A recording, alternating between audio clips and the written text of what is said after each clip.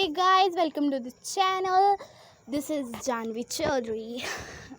So आज हम अपना हनी ड्यू का चैप्टर नंबर 2 द सुनामी पढ़ेंगे और मैं आपको इसको एक्सप्लेन करूँगी. ओके सो चलिए थोड़ी सी जानकारी सुनामी वर्ड्स के बारे में. सुनामी एक जापानीज़ वर्ड है. ये 2 वर्ड से मिलके बना है, सू प्लस नामी, एंड जिसका टी साइलेंट रहता है, जैसे ये सू प्लस नामी. ओके सो सू का मीन्स होता है हवा और नामी का मीन्स होता है वेव्स. ये तो आप सब जानते हैं, सुनामी में वेव्स ही आती हैं. सो चलिए सबसे पहले हम अपना बिफोर यू रीड स्टार्ट करते हैं. A tsunami is a very large and powerful wave caused by earthquake under the sea. On 26 December 2004, a tsunami hit Thailand and part of India such as the Andaman and Nicobar Island and the Tamil Nadu coast. Here are some stories of courage and survival. तो ये क्या है tsunami? हम पहले earthquake समझो. Earthquake क्या होता है? जो बहुत ही ज़्यादा शेकिंग मूवमेंट होती है जिसमें सब कुछ हिल जाता है और मतलब एकदम से जो बहुत ही ज़्यादा शेक होता है, हिलाहट होती है, सब कुछ वो अर्थक्वेक होता है. तो उसमें घर भी ढह जाते हैं कई बार. तो जब अर्थक्वेक होता है, तो जब वो ही अर्थक्वेक सी के अंदर होता है तो क्या होगा? बेसिकली वेव्स आएंगी सी के अंदर. जब हम ही इतने शेकिट मूवमेंट को सहन करते हैं तो सी तो वेव्स का ना मतलब एक तरह से पर्टिकुलर है ना, होगा वो तो जेंटली भी. जो वे वेव्स होती है सुनामी होते हैं. और 26 दिसंबर 2004 में ये सुनामी आई थी थाईलैंड में, इंडिया के वो क्या है अंडमान एंड निकोबार आइलैंड इनमें आई थी, तमिलनाडु के सतत. तो इस लेसन में हमें कुछ ऐसी स्टोरीज बताई गई हैं इन ही आइलैंड्स के जगह की पे कि कैसे वहाँ पे लोगों ने सर्वाइवल किया जब तक उनका रेस्क्यू नहीं हो पाया, वे सेफ जगह पे नहीं जा पाए, और उनकी कवरेज, उनकी हिम्मत क्या थी, ये सब इसमें बताया जाएगा. तो चलिए बिना देरी किए हम स्टार्ट करते हैं. This story are all from the Andaman and Nicobar archipelago. So archipelago क्या होता है? We all over know what you mean by archipelago. इसमें दिया हुआ है a group of many island and the surrounding sea. Means जैसे कि आप अंडमान एंड निकोबार ये हैं जो 2 आइलैंड है, इनके ये एक आइलैंड्स का ग्रुप है. इसमें बहुत ज़्यादा आइलैंड है. जैसे कि अभी आप आगे पढ़ोगे कौन सा आइलैंड, कचोल आइलैंड, तो और यहाँ पे देखो बहुत सारे आइलैंड है. तो ये आर्कीपेलागो होता है जिसमें बहुत सारे आइलैंड का ग्रुप होता है सी के सराउंडिंग में. ओके सो अब हम नेक्स्ट देख लेते हैं. Ignatius was the manager of cooperative society in Katchal. His wife woke up at 6 AM because she lived an earthquake. Ignatius carefully took his TV set off its table and put it down on the ground so that it would not fall and break. Then the family rushed out of the house. Ignatius एक manager है cooperative society में कचोल. ये cooperative society कहाँ है? कचोल में है. उनकी जो वाइफ है वो उन्हें सुबह 6 बजे उठाती है कि उनको अर्थक्वेक के झटके महसूस होते हैं. इग्नेशियस को वो उठाती है. तो इग्नेशियस क्या देखते हैं कि उनके टेबल पे उनका टीवी सेट रखा हुआ है.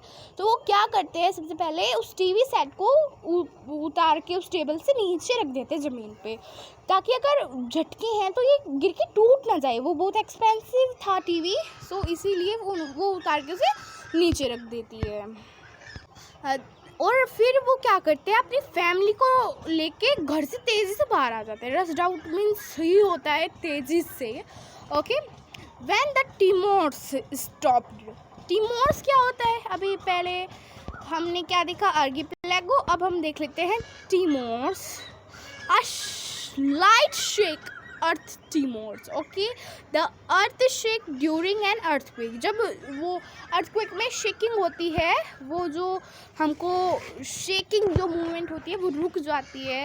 And then show the sea rising in the chaos and confusion two of his children hold the hand of her mother's father and mother's brother and rushed it in the opposite direction. He never saw them again. His wife was also swept away. Only the other children who came with him were saved. Okay, ये क्या कह रहा है कि जब वो देखते हैं कि जो शेकिंग मूवमेंट है वो तो बंद हो गई है, लेकिन वो जो हमारे इग्निशियस हैं वो देखते हैं कि सी में कुछ तो होने वाला है. वो देखते हैं कि अब तो वेव्स आने वाली है शायद, तो वे बहुत ज़्यादा कंफ्यूज हो जाते हैं, बहुत ज़्यादा कन्फ्यूज़न में होते हैं. तो जो उनके 2 बच्चे होते हैं वो अपने उनका नाना जी का मतलब मदर्स फादर, उनके नाना जी और मदर्स ब्रदर यानी उनके मामा जी, नाना और मामा का हाथ पकड़ के वो बहुत कंफ्यूज होते हैं. तो तेज़ी से वो दूसरी डायरेक्शन में चले जाते हैं. रश्ड मीन्स तेज़ी से. ओके, दूसरी डायरेक्शन में चले जाते हैं, बट वो बच नहीं पाते क्योंकि वेव्स आ जाती हैं और उनको बह के ले जाती हैं. उन्हीं के साथ उनकी मम्मा को भी वो बह के ले जाती हैं और इग्नेशियस के साथ उनके जो और 3 बच्चे थे वो बच जाते हैं और वे बच जाते हैं. बाकी सब तबाह हो जाता है. तो हमारी जो नेक्स्ट स्टोरी है वो है Sanjeev. Sanjeev was a policeman serving in Katchal island of Nicobar groups of island. He somehow managed to save himself, his wife and his baby daughter from the waves, but then he heard cries to help from the wife of John, the guest house cook. Sanjeev jumped into the water to rescue her, but they were both swept away. Sanjeev एक policeman है, वो कचोल में रहते हैं. कचोल एक Nicobar groups of island का हिस्सा है और उन्हें पता चलता है कि वेव्स आ रही हैं, तो वो उससे खुद को वेव्स आ रही हैं तो पहले खुद सुरक्षित स्थान पर चले जाते हैं अपनी बीवी और बच्चों को लेकर. उनको खुद को सुरक्षित कर लेते हैं. लेकिन जब वो सुरक्षित कर लेते हैं तो एक हेल्प की आवाज़ आती है जो होती है जॉन की वाइफ की. ये जॉन कौन है? उनके गेस्ट हाउस का कुक है. उसकी वाइफ की आवाज़ आती है कि प्लीज़ हेल्प मी. तो as a police man Sanjeev पानी में छलांग लगा देते हैं और उनका रेस्क्यू करने चले जाते हैं, बट वेव्स उनको अपने साथ बहकर ले चली जाती है. ओके, अब नेक्स्ट एक ये स्टोरी है. 13-year-old Meghna was swept away along with her parents and 77 other people. She spent 2 days floating in the sea, holding on to a wooden door 11 times. She saw relief helicopter overhead, but they did not see her. She was brought to the shore by a wave and was found walking on shore in a daze. So आप देख सकते हैं ये 13 साल की बच्ची है मेघना जो अपने परिवार और 77 अदर पीपल के साथ पानी में तैर रही है.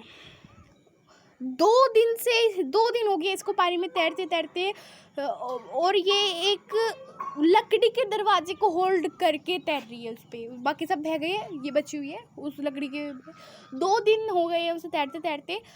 और जो रिफेल हेलीकॉप्टर होते हैं, helicopter bringing help to people, मतलब जब ऐसी कहीं पे भी ऐसी आपदा आती है तो रिफेल हेलीकॉप्टर नहीं जाते उनको रेस्क्यू करने के लिए, उनको बचाने के लिए. तो वे 11th टाइम उसके हेड के ऊपर है, बट वे रिफेल हेलीकॉप्टर उसको देख नहीं पा रहे हैं, उसको बचा नहीं पा रहे हैं. तो फिर क्या होता है, एक वेव आती है जिसकी वजह से वो मतलब एक तरह से जहाँ पे ये नहीं होते पानी से एक उस पर डेज पे वो सी होर इन डेज पे पहुँच जाती है वेव्स की वजह से.